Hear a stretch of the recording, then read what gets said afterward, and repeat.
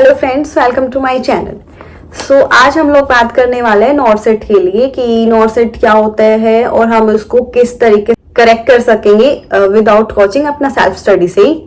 सबसे पहले नॉर्सेट की फुल फॉर्म क्या होती है? नॉर्सेट होते हैं nursing officer recruitment common eligibility test, जिसकी एक्सपेक्टेड जो डेट है प्री के लिए वो भी आ चुकी है, जो ये 15 सितंबर 2024 को आपका प्री का एग्जाम कंडक्ट हो जाएगा। जो नॉर्सेट एग्जाम होता है 2 स्टेज में कंडक्ट होता है, प्री एंड मेंस। जो आपका प्री का रिजल्ट आता है उसमें आपका परसेंटाइल पे होगा और जो मेंस का रिजल्ट आता है वो परसेंटेज पे होते हैं। प्री वाले एग्जाम में आपके 80% वेटेज दी जाती है नर्सिंग सब्जेक्ट को, 20% आता है नॉन नर्सिंग सब्जेक्ट से। इसमें 1/3 नेगेटिव मार्किंग होता है, 90 मिनट्स का टाइम होता है, 100 क्वेश्चन आते हैं। तो 15 सितंबर को एक्सपेक्टेड डेट है प्री के एग्जाम के लिए। 2 महीने भी आपके पास नहीं है, तो स्ट्रेटेजी क्या रहेगी कि आपको 2 महीने के अंदर आप क्रैक कर सकते हो सेल्फ स्टडी से अपने नॉर्सेट एग्जाम के। तो सबसे पहले जो बेस है नर्सिंग का वो है मास्लो हायरार्की। जो प्रायोरिटी सेट करने के लिए मास्लो हायरार्की दी गई है, जिसमें 5 स्टेजेस है कि फर्स्ट प्रायोरिटी हमेशा आपको इस चीज को देनी है, सेकंड इसको, थर्ड इसको, fourth and last fifth. 5 stages इसमें दे रखी है, तो ये मस्ट है। अगर आप नर्सिंग शुरू कर रहे हो तो सबसे पहले आपको यही पढ़ना चाहिए कि मास्लो हायरार्की होती क्या है। किसी भी पास्ट ईयर का क्वेश्चन पेपर आप उठा के देखोगे ना, तो एक क्वेश्चन आपका प्रायोरिटी पे जरूर होगा। के लिए सबसे पहले जो मस्ट है, सबसे पहले रहेगा आपका कंसिस्टेंसी। कंसिस्टेंसी होता है कि आपको डेली पढ़ना है, और ये फिक्स नहीं है कि आपको 4 घंटे पढ़ना है, 6 घंटे पढ़ना है, 8 घंटे पढ़ना है। It's totally up to you कि आप दिन में कितने घंटे पढ़ सकते हो, लेकिन आपको पढ़ना डेली होता है। आपने अगर 1 दिन स्किप कर दिया, 2 दिन स्किप कर दिया, तो आपको फिर से 0 से स्टार्ट करना होता है। दूसरा आपका रहेगा टाइम शेड्यूल। आपको अपना बढ़िया से टाइम शेड्यूल बनाना पड़ेगा कि आपको 4 बजे उठना है या 6 बजे उठना है, 8 बजे, जब भी आपको उठना है। फिर आपका आता है रिवीजन। रिवीजन क्या होती है कि जो चीज आप आज लिख रहे हो, जो चीज आप पढ़ रहे हो, उसको कल सुबह उठ के आपको रिवाइज करना है। मतलब एक बार आप उसको रीड आउट जरूर करना है, लेकिन बहुत ज्यादा इंपॉर्टेंट होता है कि आपका कल का लिखा हुआ, कल का पढ़ा हुआ अगर आप आज सुबह उठ के रिवाइज कर रहे हो, उसके बाद आपका होता है कि कितने घंटे पढ़ना चाहिए, कि 4 घंटे पढ़े तो हो जाएगा, 6 घंटे पढ़े तो होगा, या 8 घंटे पढ़े। ये कोई फिक्स टाइम नहीं होता कि आपका 8 घंटे पढ़ने पे होगा या आपका 14 घंटे पढ़ने पे होगा। ये आपके ऊपर है कि आपकी कंसिस्टेंसी कितनी रहती है, आप कितनी देर तक अच्छे से पढ़ सकते हो। और आज जाता है आपका नोट्स आपको प्रिपेयर करना ज़रूरी होते हैं, क्योंकि लास्ट में अगर आप क्विक रिवीजन ले रहे हो तो कुछ पॉइंट्स होते हैं जो इंपॉर्टेंट पॉइंट्स निकलते हैं, जो पास्ट ईयर में से बहुत ज़्यादा क्वेश्चंस आपके रिपीट हुए हैं, तो वो आप अपना एक नोट्स बना के रखो, जिसको आप एग्जाम के 2 दिन पहले आप एक क्विक रिवीजन ले सको। जो भी आप टॉपिक कर रहे हो उसको पूरा डीपली पढ़ो, उससे रिलेटेड कुछ भी क्वेश्चन आ जाए तो आपका वो गलत ना हो।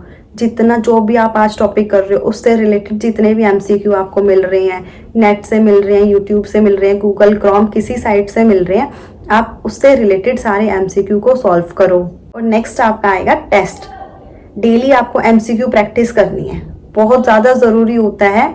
अगर आप कोई टेस्ट सीरीज ज्वाइन कर रहे हो तो वो बहुत ज़्यादा बेस्ट रहेगा, क्योंकि अगर आप एक टॉपिक से रिलेटेड क्वेश्चन सॉल्व कर रहे हो, एक चैप्टर आपने कंप्लीट किया, आप उसके MCQ कर रहे हो, फिर आपका एक माइंड सेट रहता है कि अब मैंने नर्वस सिस्टम किया है तो नर्वस सिस्टम आपके दिमाग में वही रहता है। लेकिन अगर आप कोई टेस्ट सीरीज दे रहे हो तो कभी पीडिया से क्वेश्चन आ रहा है, कभी OBG से आ रहा है, तो आपका माइंड वैसे ही काम करता है जैसा आपका एग्जाम में काम करने वाला है। दूसरा जो टेस्ट सीरीज का आपको फायदा होगा वो है टाइम लिमिट, कि आपको टाइम लिमिट अपना पता चल जाएगा कि इतने टाइम में मेरे से इतने क्वेश्चन सॉल्व हो पा रहे हैं।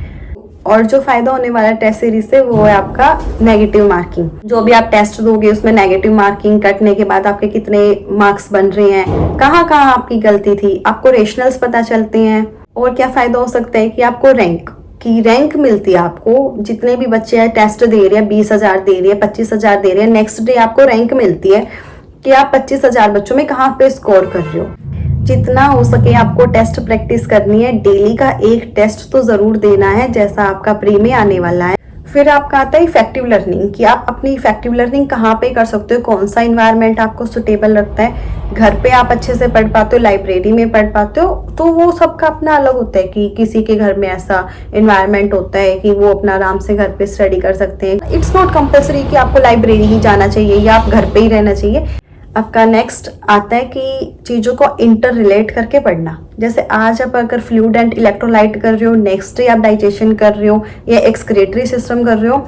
जैसे किसी इलेक्ट्रोलाइट कम होने की वजह से क्या सिम्टम्स आते हैं, क्या उसका कोज होता है, और कौन कौन से डिजीज में कौन से इलेक्ट्रोलाइट कम हो जाते हैं, किस में ज़्यादा हो जाते हैं, किस में एसिडोसिस हो जाता है, किस में एल्कलोसिस हो जाता है। अगर आप चीज़ों को इंटर रिलेट करके पढ़ोगे ना तो वो आपको लाइफ टाइम तक याद रहेंगे।